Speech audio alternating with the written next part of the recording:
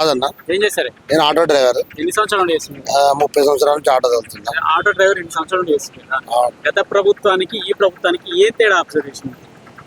ఆ ప్రభుత్వానికి ఈ ప్రభుత్వానికి తేడా ఏం లేదు, సేమ్ రెండు ఒకటే ఉంది. కాకపోతే గత ప్రభుత్వం కంటే ఈ ప్రభుత్వం అయితే ప్రజాధనాన్ని వృధా చేయట్లేదు అనేది వృధా చేస్తలేదు. చేయట్లేదు అనేది మేము గత ప్రభుత్వంలో ప్రజా వృధా అయింది.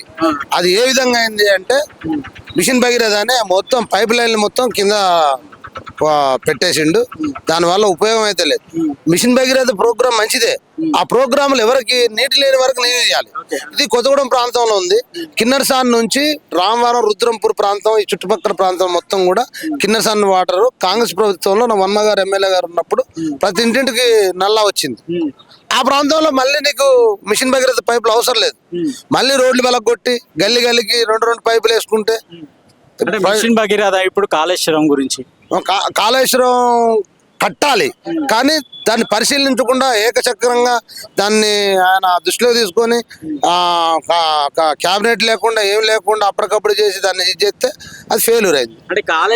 ఫెయిల్యూర్ చేయాలని కేసీఆర్ అయితే ఊహించాడు, కానీ కొన్ని మార్పులు, కొన్ని ముందడుగు ప్రణాళిక లేకపోవటం వల్ల ఈ విధంగా ఫెయిల్ అయిందని మేము కూడా భావిస్తున్నాం. అది ఏ విధంగా అయినా ప్రజాధనాన్ని వృధా చేసినట్టే. అంటే ప్రజాధనాల్లో సరే డబల్. సరే, కేసీఆర్ పాలన గురించి ఎంత చెప్తున్నారు. ఇప్పుడు రేవంత్ రెడ్డి పాలనలో ఉచిత బస్సు తీసుకొని వచ్చిండ్రు. ఎంత సంపాదిస్తారన్నా మీరు రోజుకి ఆటో నడుపుకుంటే? 300-400. ఆటో డ్రైవర్ గారి గురించి చెప్తాను నేను సంపాదించుకోవాలంటే మాకు బస్సులు ఫ్రీ ఉండటం వల్ల మాకు మైనస్ అని చెప్తున్నాం కదా, మేమే చెప్తాం. రేవంత్ రెడ్డి పాలన ఉన్నా సరే, ఏ పాలన ఉన్నా అదే అంటున్నా నేను. ప్రజలు ఆ వృధా అనేది పెట్టొద్దని చెప్తే మేము అంటున్నాం. బస్సులు తీసేయడం చాలా బెనిఫిట్. ఒకవేళ పెట్టదలుచుకుంటే ప్రభుత్వానికి ఇంకేదన్నా వాళ్ళకి ఏమన్నా ప్రాబ్లం ఉంటే మా సజెషన్ ఏంటంటే, మా స్టూడెంట్స్ ఉన్నారు ఇంటర్ కాలేజ్ చేసే, డిగ్రీ పీజీ చేసేవాళ్ళు హైదరాబాద్ నగరంలో, వారికి పెట్టండి. తర్వాత షాపింగ్ మాల్లలో పనిచేసే వాళ్ళు వాళ్ళకి ఒక కార్డు ఉంటుంది. ఆ కార్డు వాళ్ళకి, ఆ మహిళలకి ఉపయోగపడుతుంది, వాళ్ళకి పెట్టండి. తర్వాత వృద్ధులకు పెట్టండి. ఏమన్నా ఏజ్ లిమిట్ ఏమన్నా కావాలనుకుంటున్నారా ఈ ఉచిత బస్సు గురించి? ఏజ్ లిమిట్ అంటే అది ఏజ్ లిమిట్ పెట్టదు. ఏజ్ లిమిట్ అంటే ఇప్పుడు స్టూడెంట్స్ ఉన్న మహిళలకి వాళ్ళకి ఉపయోగపడుతుంది. దానివల్ల వాళ్ళకు ఉపయోగం, వాళ్ళు ఏ స్థాయిలోనే ఉండని, వాళ్ళు అయ్యరే కానీ కింద స్థాయిలోనే కానీ వాళ్ళు మహిళలు పోతారు కాబట్టి సరే మహిళలకు పెట్టాలనుకుంటారు, అది పెట్టండి. తర్వాత ఈ మరి బీద కుటుంబాలకు సంబంధించిన వాళ్ళకి ఉపయోగపడే. రేవంత్ రెడ్డి ఏమన్నాడంటే, ఆడబిడ్డకు ఆపద వచ్చినప్పుడు పుట్టింటికి పోవడానికి వాళ్ళ దగ్గర పైసలు లేకపోతే వాళ్ళు పోవడానికన్నా ఈజీగా ఉండాలని చెప్పేసి ఇప్పుడు ఏం జరిగింది? బీద కుటుంబానికి ఉద్దేశించి పెట్టిండు, కానీ ఉన్న కుటుంబాలకే ఎక్కువ పోతారు. అందు గురించే ఉన్న వాళ్ళ కోసం కాదు, బీద కుటుంబాలకు ఉపయోగపడేటట్టు మాదిరిగా ఉండాలని మేము కోరుకుంటున్నాం. మరి ఇప్పుడు ఈ ఉచిత బస్సు వల్ల దాని వల్ల మీకు ఎఫెక్ట్ పడ్డట్టే కదా? చాలా ఎఫెక్ట్. దాన్ని పరిశీలించాలి. రేవంత్ రెడ్డి అన్నకి మా బట్టనే చెప్తాను, దాన్ని తక్షణమే తీసేయాలి. అది ఎటువంటి నేను తీసేయమన్నట్టుగా దాన్ని ఒక పరిశీలన చేయొచ్చు, ఏదైనా చేయొచ్చు. ఇప్పుడు రాజు తలుచుకుంటే దెబ్బలకు కుదవన్నట్టు మా ముఖ్యమంత్రి తలుచుకుంటే ఏదైనా చేయొచ్చు. అది ప్రజలకి అనుకూలంగా లేదు, పబ్లిక్ ఇబ్బంది అవుతుంది. ఆటో కార్మికులు వాళ్ళు కార్మికులే, వాళ్ళని దృష్టిలో పెట్టుకొని వాళ్ళ దృష్టిలో గతంలో కూడా వీళ్ళు ఐఏఎస్ అధికారులు ఉన్నారు, మరి వాళ్ళు ఎందుకు చెప్పలేదు? ఉచితంగా చేస్తే మన ఆటో డ్రైవర్లకు ఇబ్బంది అవుతారు, ఎందుకు చెప్పలేదు? ఉచితాల వల్ల మనిషికి ఏమన్నా ఉపయోగం ఉందా? ఉచితం వల్ల ప్రతి వాడికి అనర్థమే.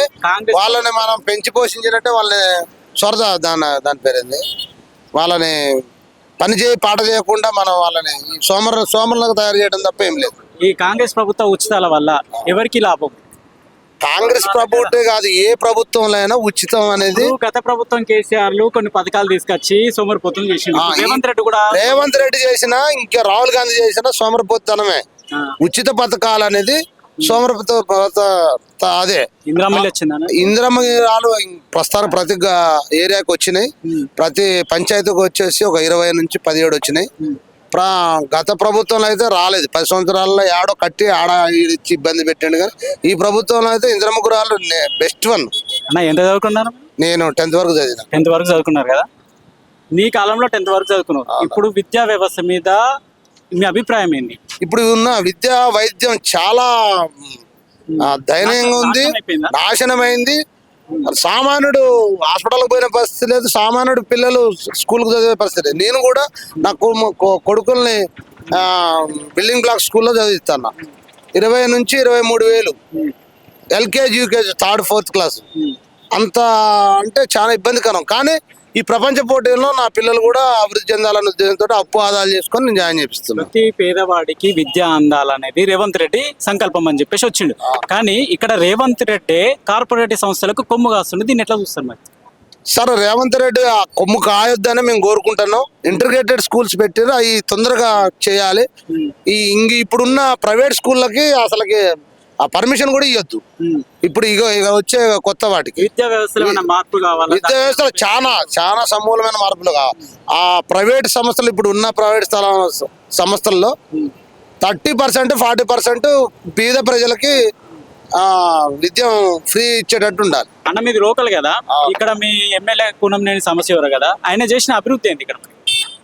ఇక ఆయన చేసిన అభివృద్ధి అంటే పార్టీ, ఆయన సిపిఐ పార్టీ అట్లనే కాదు. అంటే ఏదైనా సాంబశివరావు గారు వ్యక్తిగతంగా చాలా కాంగ్రెస్ పార్టీ సిపిఐ పార్టీకి ఓటు పడ్డట్టే కదా. మనోభావం మా మనోభావం మాకు మంచిగానే అందుబాటులో ఉంటాడు, కాదంటలేదు.